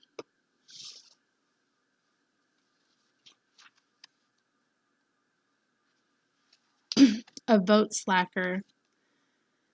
This is what I did about those primaries. First, I decided to vote the ticket straight as marked by the committee of the Labor Council, not because I knew anything, but just to show where I stood. Then I discovered that there was a mix-up in the ticket and a lot of questions about who really was endorsed. and that one man tried 5 times to get endorsed and at least succeeded after 11 o'clock with hardly anyone present. And so I sort of got discouraged and took a Labor Council ballot and marked it up to show some changes, and then a friend of mine came in and said, "I'm voting for all the worst Republicans so the Democrats can make a better campaign." And that seemed like a good idea too. But then if half of us vote for the best ones and half for the worst, that would seem to be rather useless. Perhaps after all, I should take this Democratic ticket and encourage them because that's the one I'm really for. Well, anyway, I couldn't vote in the morning because it opened so late. And about 6 o'clock, they called me up from the Labor Temple and asked me over to an important committee. And I decided with all this doubt about ballots, economic action was more important anyway than political action. And so I didn't vote at all. And the next morning when I looked at the returns, it seemed that everyone else in the labor movement did just about what I did. It isn't hardship. It isn't hardship that makes social unrest. I guess I'll contribute this to Bill Bailey's contest. I have been camping when the pack train was stopped by washouts, and we all went hungry. I have known peril lost in a storm on a mountain. I have spent a night in rain without shelter or blankets. I have known weariness so great that even death seemed better than the effort of raising a chunk of bread to my lips. There was pain and hardship in these things, but not bitterness nor social unrest. For all of us were equal, and all were free, and all were comrades. And I guess the Frenchman who talked about liberty and equality and fraternity knew a thing or two about the human spirit, for it is compulsion and inequality and injustice that make men bitter, not hunger alone. But being hungry when others have grabbed plenty, not hardship alone, but unequal hardship. And the things that start this social unrest is not that so many people are poor, but that so many others are rich. Dying for utopia. Isn't it horrible to hear how those awful socialists have let 100 people get killed in starting their government? They must have been quite hardened by the war, and after they had seen millions of casualties made in trying to settle whether the world should be made safe for a capitalist Kaiser or a capitalist democracy, they recklessly thought that making the world safe for socialism at the extra cost of 100 lives was cheap at the price, and they went ahead and started their government in spite of the danger, with shocking disregard for the sacredness of life. Why, the number of people killed was almost as many as were killed at Ludlow to maintain the government of John D. Rockefeller, and about as many died in that time in Willamette when the hall of the striking miners was burned in the midst of a Christmas celebration, and 100 women and children perished in flame. God. About a third as many as the girls who were cremated in the Triangle Shirtwaist Fire when the management disregarded the fire laws, and about a sixth as many as the miners who perished at Cherry Hill in the coal mine disaster from the criminal negligence and disregard of law. It seems as if to set up a government, or even to disregard the laws of government or anything else that has to do with government, costs heavily in human life. And maybe those socialists thought their government had the same privilege. But they should have remembered the folks that died in our country were dying for something solid and real profits and real money, and a real democracy. And they could look at and see all around them, and not just for a dream of a world that might be. Heavens, more treason.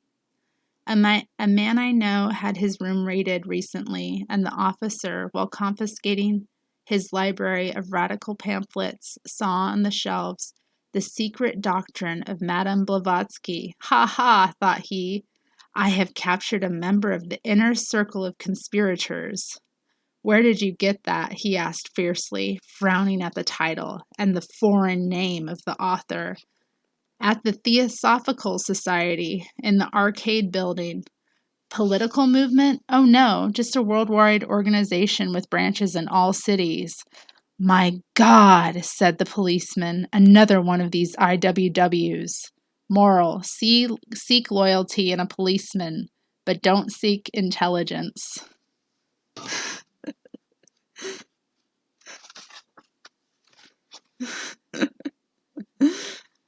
The old press of Lovejoy.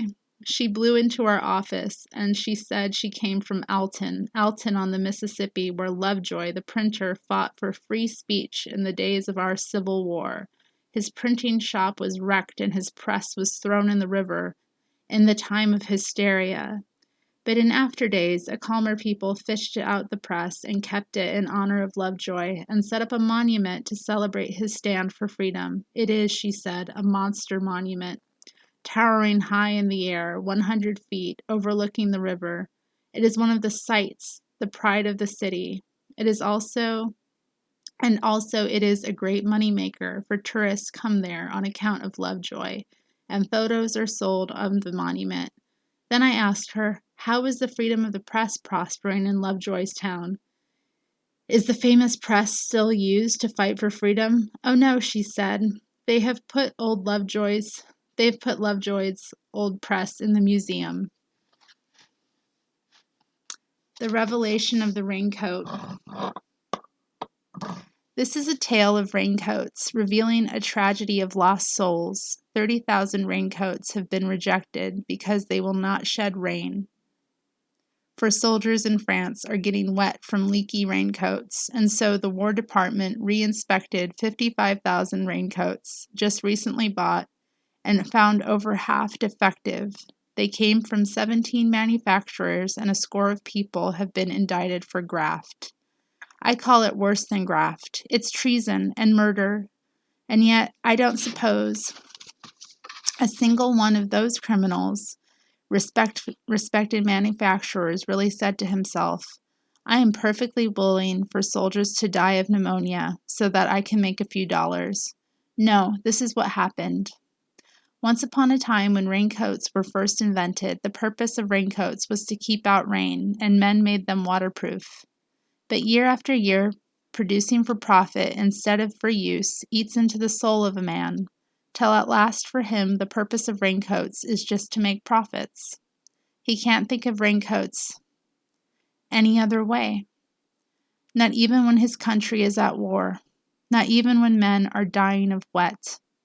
And when the strange twisting of values takes place in a brain that used to be a man, what used to be a man has become a capitalist. What used to be a human soul is lost.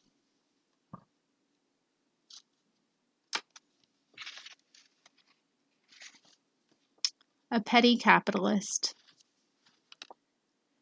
He got his start by cheating his employer. He used the time and the brains of the office force and his own time, when the firm had left him in charge, to figure and bid on contracts for himself. Competing with his firm, he drew a month's pay, just as if he had worked for the firm, and the second month he was much aggrieved when they fired him. But anyway, he became a rather successful contractor, and in modern business, it is success that counts and not the way you get success. He grumbled much about the unreliability of labor, but he had one foreman who never had any labor troubles, and so he suspected him of being too friendly with the men and sympathizing with their point of view, and getting his work done well by general goodwill. And there was a certain amount of truth in this. So although this foreman was using his friendliness to make money for the boss, he had to quit it and be less efficient for fear of being fired as a wobbly. The last time I saw the contractor, he was cursing because his chief assistant, who had supplied half the brains of the firm, seeing no chance of ever being more than a wage slave with him, had gone into partnership in a bigger concern. He hated that man with a grinding bitterness, the man who had made half his fortune for him, he called it. rank ingratitude to me who made him. 300 years ago. Every little while now, until the 21st of December, we will be called upon to remember the Pilgrims and what they were doing 300 years ago. There have already been celebrations in England and Holland, at Scrooby and Bawtry, and Leyden and Fairhaven, and last of all at Plymouth, tracing the very path taken by the little band of exiles, rebels against authority, who went forth into the storm seeking for a new world. Now, in the months of October and November, they are supposed to be on the stormy Atlantic where the breaking waves dash high, but along in December they will land on the stern and rock-bound coast, and the celebrations will begin in America. Well, there will be bishops and mayors and reactionary judges and eminent capitalists, the highest conservatives of all our land, who will lift up their voices on platforms in honor of those rebels 300 years after. But the pilgrims of today will not be on the platforms. They are not respectable enough even to be allowed to praise publicly. Those early rebels, they are toiling on farm and in forest, in workshop and mine. They are lying in jail. They are also sailing forth into the storm, seeking a new world beyond the waters. And I wonder if I were one of those early pilgrims, which I would consider the most unpleasant, to struggle and suffer and die in the winter, or to he now quiet 300 years after, and hear myself praised by the smooth, sleek people, and not to be able to arise and struggle and suffer and die again with my brother rebels. What's money anyway? I saw him 2 months ago, and again I saw him yesterday. He blew into my office, as gay as ever. He had been to New York, overwhelmed by its bigness. He had worked in the shipyards at Hog Island and knew all about their labor conditions. He had seen Chicago and the IWW trial. He had talked with men who were in jail and congressmen who should have been there, and artists who might be there someday. He slept under the stairs in the eastern woods on the great prairies and on the desert. And he said, "What's money?" I left without a cent, and I return without a cent. And I wondered, what is money anyway? It is the prize method for tying men with a settled home and a settled job and a settled way of living. Well, all these things have their uses, and I suppose if society is to keep going, we need them. But when folks say they need money to be independent, that's just funny. I guess they need money to be tame and tied, and to bring up families and other things the world wants. But as a road to freedom, what's money anyway?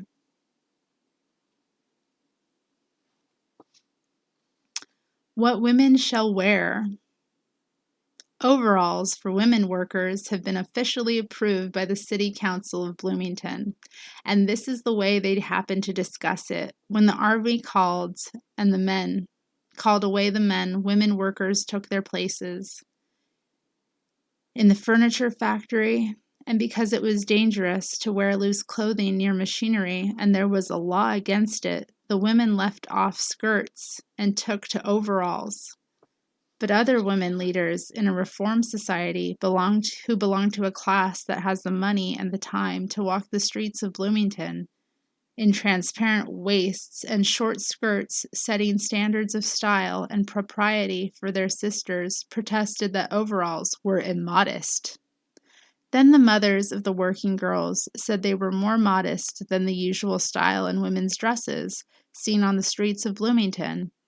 And I imagine that was no lie. If Bloomington is like other towns and the men in the factory said they guessed the girls they worked with were as good as any other girls, And so the city council discussed it and decided it because it is always the custom, and doubtless always will be, to let the men decide what women shall wear and what it is proper for women to do.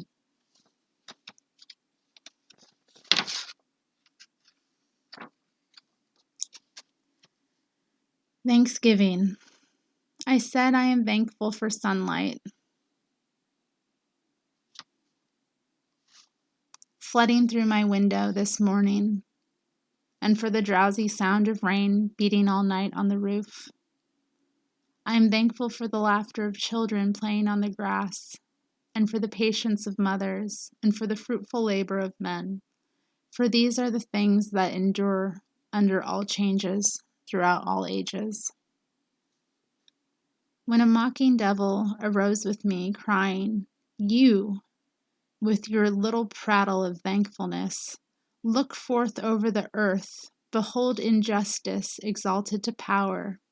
Behold the children of Russia and Armenia and Central Europe still starving. See where the peoples of India and Ireland are beaten down by guns. See over the whole earth anarchy throned. In industry, war upon war, and black hate raving in madness. And what spot of earth today is their cause for thankfulness?" 3. And I said, I am thankful for brotherhood growing steadily throughout all lands and all ages, including first the family, then the narrow clan, then the nation, and now, even now, breaking the bounds of nations. Even the evils you speak of shall be bringers of good, for as oppression is worldwide, so also the cry of understanding from heart of man to the heart of man is worldwide. Therefore, our brotherhood is growing worldwide, even as the seed grows in darkness, churning and twisting through the torturing rocks, sending its roots far to many hidden springs, that it may arise into great tree, giving shelter to all peoples. Why worry about Christmas? A little boy I know came home from Sunday school bringing with him a button with a picture on it of Santa Claus. He said they gave them around to all the children beneath a jolly figure were the words, "Meet me at blank." There followed here the name of a department store that features Santa Claus, to get the trade. Now, I suppose a lot of folks will think this is commercializing. The church and Christmas will say, how terrible to use a child's dreams to make money. But I don't see why it is any worse than to teach young girls to be attractive and smiling, to use all the charm Old Mother Nature gave them merely for the purpose of selling unwanted stuff in a store to unwilling customers. Or is it any worse than to teach young men to plan and contrive and develop personality and brains merely in order to make folks buy one brand of soap instead of another brand? That is just as good. These things are taught regularly in schools and colleges, in classes of salesmanship, not just one day per year. I don't see why a child's dream is any more precious than a young girl's charm or a man's brains. When everything else is being commercialized cheerfully, why worry about churches and Christmas? A Child and a King. This is a Christmas story about a child and a king and 3 intellectuals and some peasants. It is a true story, and it happens all the time.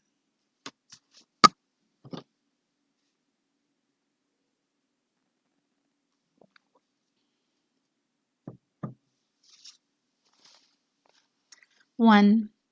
The child was born in a working man's family out in the barn. He brought the gifts children were bringing still to the weary earth, infinite hope, infinite love, and the great dream. In his mother's soul of earth made safe for babies, a world like a big family instead of a jangling mess of kings and nations. 2. The king in his palace heard of the child and about the dream of a human family, and he sent soldiers to kill the baby, for kings are suspicious of dreams like these, and of working men's children that bring them. 3. The 3 intellectuals came from afar, hunting for truth over dry deserts where nothing useful grew. They even hunted in the king's court. They wasted much time and arrived late. But they found their goal when they came to the cradle of the working man's child and offered to him their treasures. 4. The peasants were out in the fields, watching their sheep at night and talking over the fire, and there came to them a vision of peace on earth, goodwill among men. And they were happy about it, and so they went to the barn to see the baby and talk to the mother about the glorious new world that would come when her baby grew up. 5. And mothers still hope for it, and peasants still desire it, and wise men hunt for it, and kings still kill it, the dream of the new world to come when the children grow up. Passing the word around. When we celebrated Christmas at our house, and all of us gathered, a whole round dozen of relatives around the dinner table, crowded with eats, Mabel brought over the turkey, tender and plump, and crammed with dressing, and Mary donated pickles and jellies and jams, the stuff she puts up better than anyone, and Mary's mother baked the greatest mince pies, and Fred contributed the candy that came at the end to finish us all and make quite certain nobody should escape indigestion. And Charles came over ahead to decorate with red and green paper and boughs. And all that was left for me to bother with was the soup and the salad and spuds and cauliflower and putting together the odds and ends. And when at last we all sat down at the table, nobody was tired out from working overtime, and everybody had something to brag of. And you never saw such a lot of compliments passing, for everyone had worked just enough to have good appetites. And when things tasted good, there were half a dozen folks to say nice things to instead of just one. And I thought, isn't this the nice cooperative way of doing the jobs of the world, passing the work around so that everyone has some and no one has too much, sharing the responsibility so that all have enough to be proud of and no one has enough to worry over, and dividing up in the end all the good things according to each one's needs.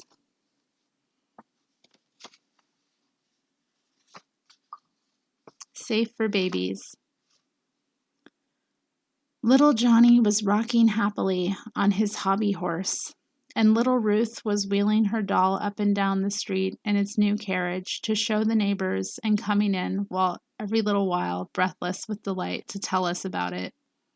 There was a fire burning on the hearth, and a Christmas dinner cooking in the kitchen, and my little Johnny looked up with his chubby, trusting smile, and it seemed as if nobody in all the world would want to make a little baby stop smiling. Till I thought about the babies of Europe, hungry and cold, the babies of Russia and Armenia and Austria. I thought of the babies in the Berlin hospitals, whose bones are brittle from want of good food, and of a village near the Romanian front, where the people are living on greens, stewed with a little flour, where there are only 10 cows for 800 folks, and there aren't any more little babies living. I thought of Vienna and the tales of children roaming the streets like little lost dogs hunting for food. Oh, God. And I thought, suppose it was our little Johnny with that smile of happy trust wiped off his face, crying and wandering from door to door because he was cold and didn't know why, because he was hungry and didn't know why, because he was sleepy and didn't belong anywhere. And about that time I stopped thinking because I couldn't stand it. But I said, I'm going down in the morning to the Union Record to hand in my Christmas gift for those babies of Europe, and when that's done, the job we've got, all of us, for the rest of our life, is to make the world safe, the whole wide world safe for babies. The turn of the year. Now Now it is the turn of the year at Christmas time. These are the darkest days when the summer's dead leaves, beaten by the rain, tossed by the wind, are rotted down at last into new soil for plants that are to be. Now is the time when the sun turns north again, bringing the glad new spring. Oh, there are many days of winter yet to be, the coldest of the year, the windiest of the year, days when the earth seems frozen, and the promise of spring seems dead. There will be long months of waiting, but the turn of the year has come, and this shall be known as the sign that day by day the darkness lessens, and day by day the light grows more. Now is the turn of the age, Earth's Christmas time. These are the darkest years, when the old forms of thought, the old customs, the old systems, are beaten at last to dust. Soil for the world to be. Now is the time when hope turns north again, bringing the glad new spring. Oh, many will be the years, fierce with tempest. Many will be the bleak midnights, and many the sunless mornings, when winter seems ruler forever, and the promise of spring seems dead.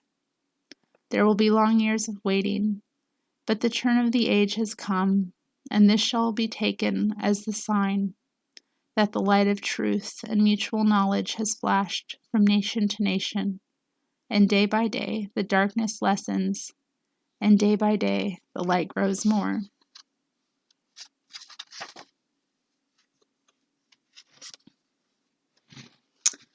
The old year passes. Goodbye, 1919. You have brought us here in Seattle many excitements.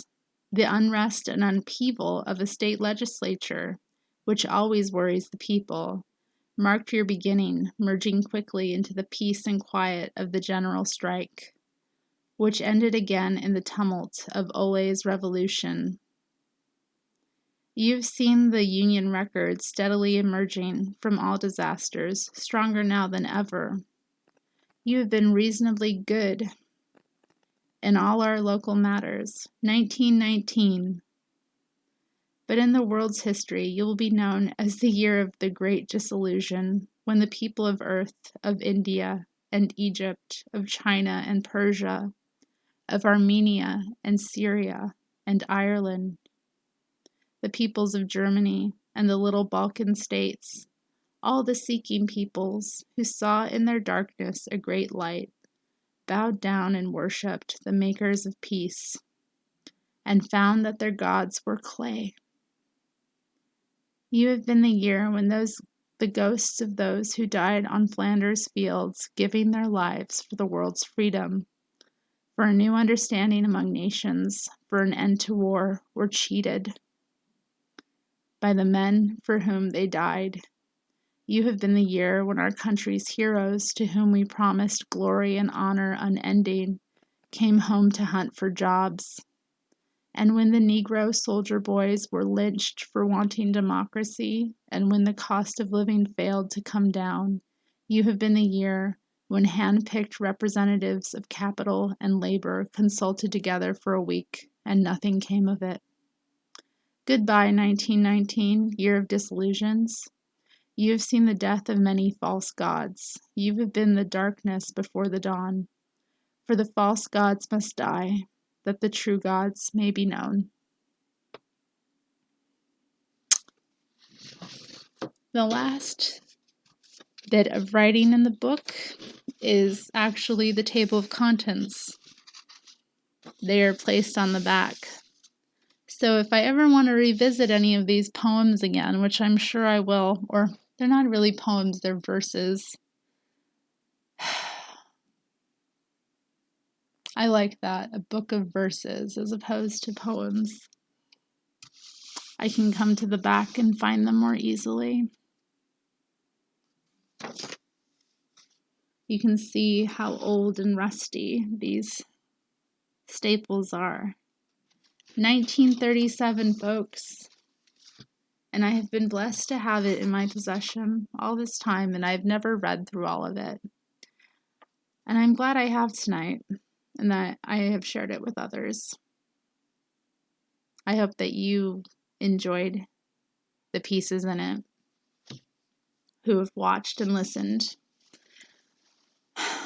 I find them very challenging and very educational and very hopeful and very just powerful generally. And I think I would like in the world that is to come that we remember women like Anna Louise Strong. It seems that everybody watching enjoyed this. I'm glad that you have all found it so edifying. It is a piece of history as well, and it is local. I mean, living in the Pacific Northwest, she was so active here in so many different things. It makes me wonder if I should take out some other old books. I have another book about the IWW socialist agitator Elizabeth Gurley Flynn, her autobiography called The Rebel Girl. It has been over 10 years since I read that book, but let me grab that. It's actually right here on my bookshelf, so let me grab it.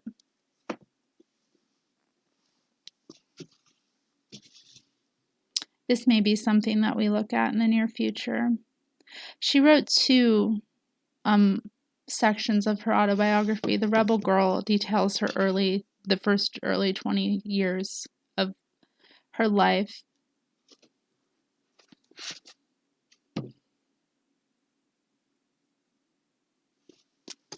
So yeah, this might be something to look through, but it is kind of